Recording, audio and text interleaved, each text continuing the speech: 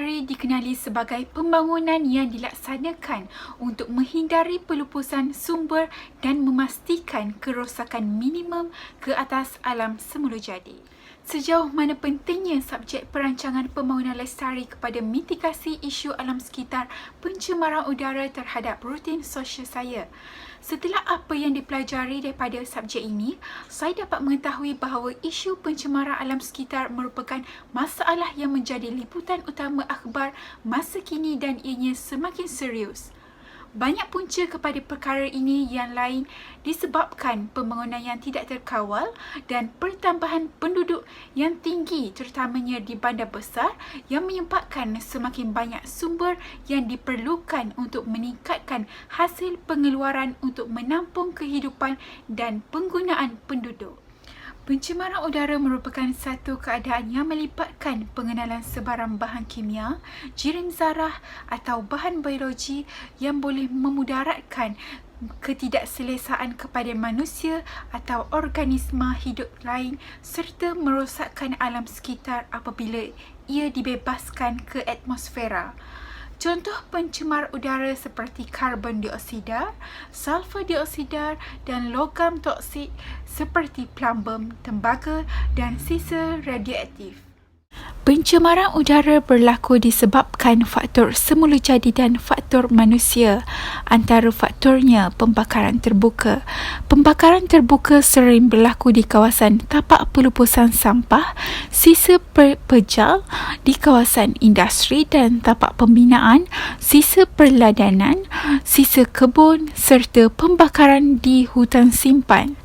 Faktor kedua iaitu aktiviti harian manusia. Isi rumah menyumbang kepada pencemaran udara melalui penggunaan tenaga untuk mesin dan perkakas elektrik seperti peti sejuk dan penyaman udara. Gas CFC yang dilepaskan akan menipiskan lapisan ozon.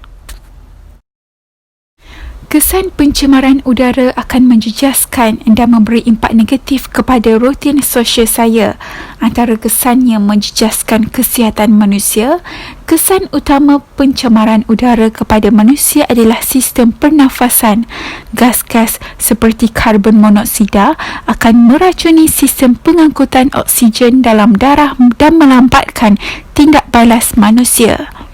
Kesan seterusnya akan menyebabkan seseorang itu mengantuk, lelah dan mengurangkan fungsi paru-paru. Kesan pencemaran udara juga menyebabkan berlakunya penipisan lapisan ozon, hujan asid dan pemanasan global.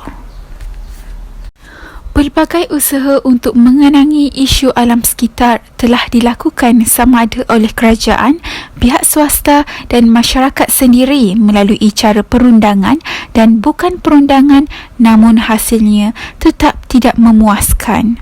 Antara cara mengatasi kesan pencemaran udara ialah dengan menghijaukan kawasan dengan penanaman pokok seperti pokok buah-buahan di persekitaran taman perumahan dapat mengurangkan masalah peningkatan suhu. Selain itu, kandungan karbon dioksida dalam udara dapat dikurangkan dan meningkatkan kandungan gas oksigen melalui proses fotosintesis. Pentingnya subjek ini dalam menangani isu alam sekitar terhadap rutin sosial saya kerana ia memberi kesedaran dan kefahaman kepada para pelajar tentang perkembangan pembangunan negara yang lestari agar keseimbangan pembangunan ekonomi tidak menjejaskan alam sekitar.